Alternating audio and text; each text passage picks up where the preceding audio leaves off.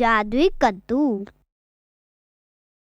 रमेश, जा ये खाना अपने मौसा जी को खेत पर देकर आ, और हाँ, थोड़ा हाथ भी बटा दिया कर उनका। तुम्हें तो सिर्फ मुफ्त की रोटी खाने की आदत है। तुम्हारे माँ बाप भी ना बस मेरे लिए एक मुसीबत ही छोड़ गए हैं। मौसी जी, मुझे समय ही नहीं मिलता, घर के कामों में ही इतना वक्त निकल जाता है कि समय ही नहीं बचता। और तो और मुझे पढ़ाई का समय भी नहीं मिलता। मेरे एग्जाम शुरू होने वाले हैं। तेरी जबान बहुत चलती है, पर तेरे हाथ उतना नहीं चलते। यह पढ़ाई वढ़ाई छोड़, जाकर खेती करा कर। अब पैसे कोई पेड़ पर थोड़े ही उगते हैं। जाकर अपने मौसा जी की थोड़ी मदद किया करो, वह अकेले ही मेहनत करते हैं सारा दिन। पर मौसी जी, अगर मैं पढ़ूंगा नहीं तो? चुप, बिल्कुल चुप। समझ नहीं आता तुम्हें? एक बार कह दिया। मेरे पास कोई पैसा बनाने की मशीन है जो तुम जब चाहो मांगोगे और मैं देती रहूंगी। रमेश अपनी मौसी के साथ रहता था और उसके माता पिता उसके बचपन में ही गुजर गए थे। वह उसे सुनीता को सौंप कर गए थे। सुनीता बहुत ही चालाक औरत थी। वह घर का सारा काम रमेश से ही करवाती थी और उससे बहुत ही सौतेला व्यवहार करती थी। उसके मन में रमेश के लिए कोई दया नहीं थी। हे भगवान, मुझे भी मेरे माता पिता के साथ ही अपने पास बुला लेते। मुझे यहाँ छोड़ दिया जहाँ कोई मुझसे प्यार भी नहीं करता। सब अपना उल्लू सीधा करते हैं। मेरी खुशी के बारे में तो कोई सोचता भी नहीं। सब बहुत मतलबी हैं। अरे सुनीता, जरा पानी ला दो मुझे। क्या हुआ? बड़े थके थके से लग रहे हो आज। क्या बताऊं, इस बार फसल कुछ खास नहीं उगी है। अगर ऐसा ही रहा तो आने वाले दिनों में बहुत मुश्किल हो जाएगी। सुनो, रमेश को बोलो, वह जो माँ बाप के पैसे इसे मिलने थे 18 साल की उम्र पूरी होने पर, वह तो अब इसे मिल ही जाएंगे। अब तो ये 18 साल का भी हो गया है। इसे बोलो पैसे निकाल कर दे। बात तो तुम ठीक ही कह रही हो। क्यों ना तुम ही उसे प्यार से बात करके बोलो वो कुछ पैसे निकाल लाए। रमेश, बेटा खाना खा लिया तुमने? जी मौसी जी, मैंने खा लिया। ऐसा है रमेश, तुम्हारे मौसा जी को साहूकार बहुत परेशान कर रहे हैं। वो जो कर्जा लिया था ना हमने 2 साल पहले, अब बहुत बढ़ गया है। उसी पर बहुत ब्याज भी लग गया है। साहूकार कह रहे हैं कि 3 लाख रुपए इसी महीने के अंत तक देने होंगे, नहीं तो वो इस मकान पर कब्जा कर लेगा और हमें बाहर निकाल देगा। तुम तो जानते ही हो तुम्हारी पढ़ाई पर भी कितना खर्चा हो जाता है तुम्हारे मौसा जी का, और ऊपर से ये कर्ज।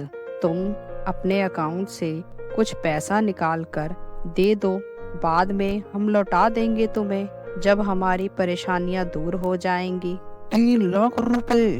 पर मौसी जी, इतनी बड़ी रकम अगर मैं बैंक से निकाल लूंगा तो मेरे बैंक में तो कुछ भी नहीं बचेगा।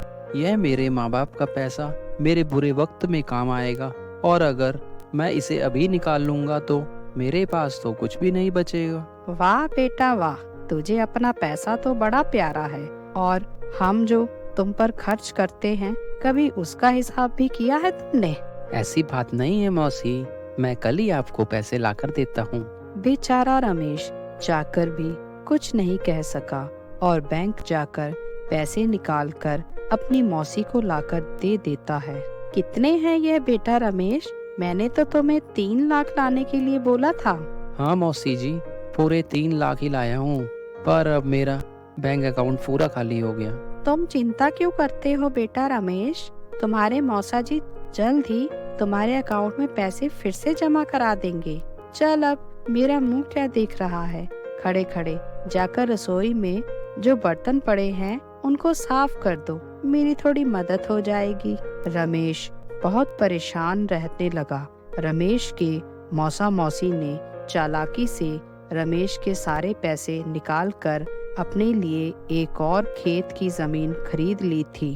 अब इस साल उनके गांव में भयंकर सूखा पड़ा और सारे गांव की फसल खराब हो गई। सब लोग बहुत परेशान थे और इधर अब रमेश के मौसा मौसी जी के पास भी कुछ नहीं बचा था, क्योंकि उन्होंने रमेश के दिए हुए पैसों से खेती की जमीन खरीद ली थी। अब मौसी फिर से रमेश को परेशान करने लगी। अजी सुनते हो, यह रमेश के नाम पर इसके गांव में खेती की जमीन और एक मकान भी है। क्यों ना इसकी वो जमीन भी बेच दें, फिर पैसा लेकर इसे भी यहाँ से भगा देंगे हम। हाँ, तुम सही कहती हो, करो तुम कुछ। रमेश अपने मौसा मौसी की सारी बात सुन लेता है और बहुत गुस्से में आ जाता है। अब वह सोचता है कि आज तो इन्हें जवाब देना ही पड़ेगा, वरना यह लोग उसे ऐसे ही बेवकूफ बनाते रहेंगे। मैंने आप लोगों की सब बात सुन ली है। आप लोगों ने मुझे बेवकूफ बनाकर मेरे सारे पैसे पहले ही ले लिए और अब मेरे गांव की जमीन और मकान भी बेचना चाहते हो। मैं तुम लोगों की शिकायत पंचायत में करूंगा। तेरी इतनी हिम्मत कि तू हमें धमकी देता है। रुक, तुझे अभी सबक सिखाता हूँ मैं।